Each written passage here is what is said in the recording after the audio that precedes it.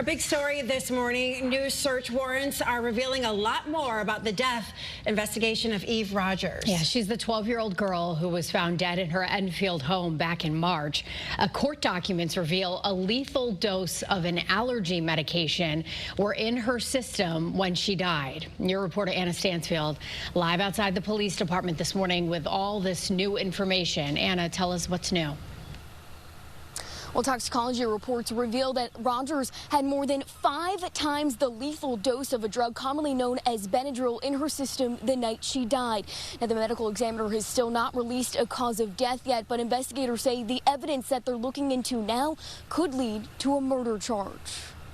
A new toxicology report shows Rogers had 23,000 nanograms per milliliter of diphenhydramine, also known as Benadryl, in her system the night she died. A lethal dose for a child is 4,390 nanograms per milliliter.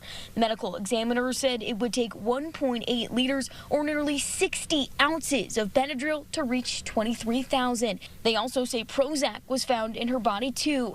Right now, investigators are working to learn how Rogers had access to these drugs and how she ingested them, as experts explain the dangers of an overdose at this level.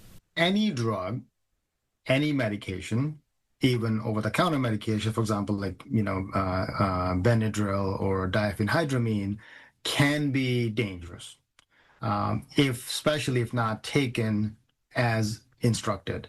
Police have now requested search and seizure warrants for Rogers' stepfather, Anthony Federline's Snapchat and Facebook accounts, as well as his CVS and Amazon purchases from the start of the year leading up to Rogers' death.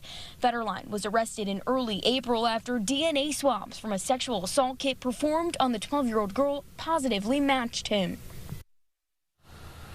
And Enfield police tell us that they're requesting that further search and seizure warrants be sealed to protect this investigation moving forward. Meanwhile, Federline is due back in court at the end of this month. I'm your reporter live in Enfield, Anna Stansfield, Channel 3 Eyewitness News.